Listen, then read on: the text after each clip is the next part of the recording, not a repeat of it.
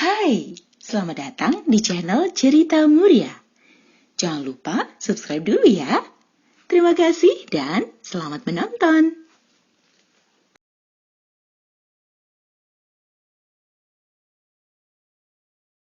Lambang dan tagline baru itu merupakan suatu proses yang sudah dilalui cukup panjang begitu sejak tahun 2021 akhir begitu.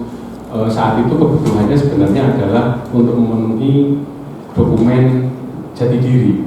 Dalam akreditasi itu dibutuhkan yang itu dengan dokumen jati diri yang di dalamnya nanti ada atribut-atribut, kemudian juga lambang dan lain sebagainya.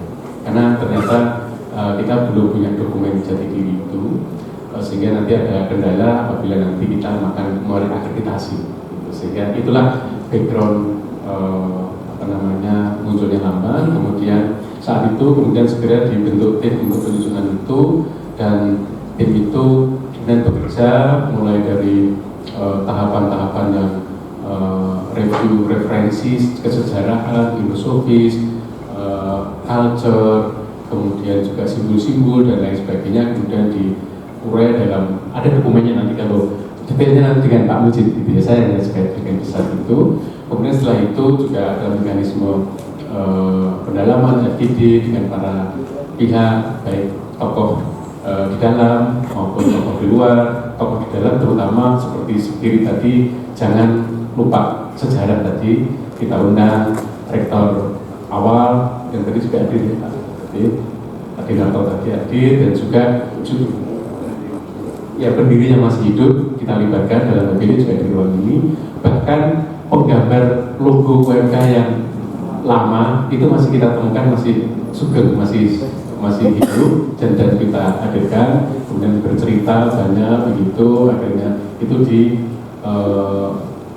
disusun dalam bentuk dokumen jati diri, sehingga memang kita dalam hal ini juga harus hati-hati begitu. Secara prinsip bahwa perubahan-perubahan ini tidak meninggalkan apa yang sudah ada, tetapi justru mengkayakan dan memperkuat apa yang sudah ada, baik itu filosofis, kemudian makna, kemudian budaya dan lain sebagainya.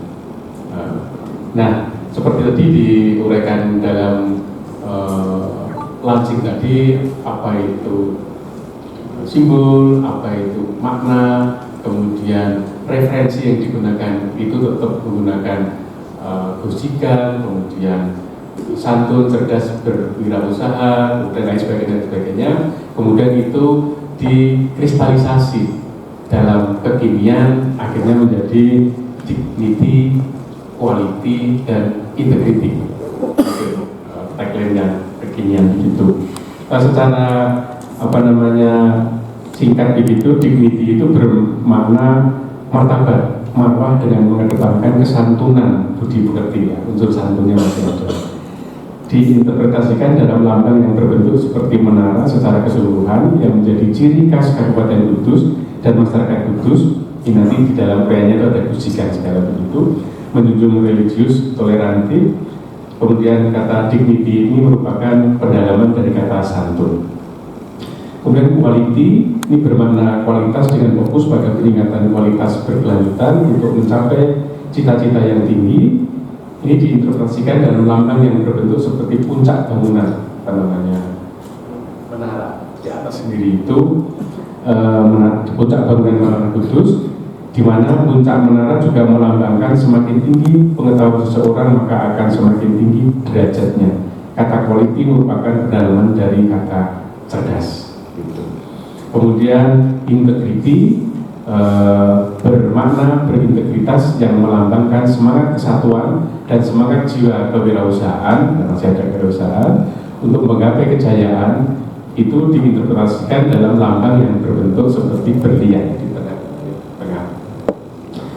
Berintegritas juga bermakna semangat integritas dalam melaksanakan aktivitas di dalam perguruan tinggi yang diinterpretasikan dalam lambang yang berbentuk seperti huruf U. Jadi U yang memiliki arti filosofis keterbukaan terhadap perkembangan dengan tetap menjaga integritas. Jadi kata integrity ini merupakan pendalaman dari kata berjiwa wirausaha. Itu kira-kira garis besar mengenai pengartikulasian atas lambang yang baru yang sudah mulai proses yang padat bertubi-tubi itu mulai FGD, public hearing, kemudian lomba sayembara, gitu kan. Kita datangkan juga profesional art, dia tokoh.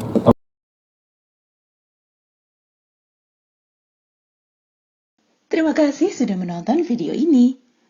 Jangan lupa subscribe channel kami ya, biar kamu gak ketinggalan cerita-cerita menarik dari kami.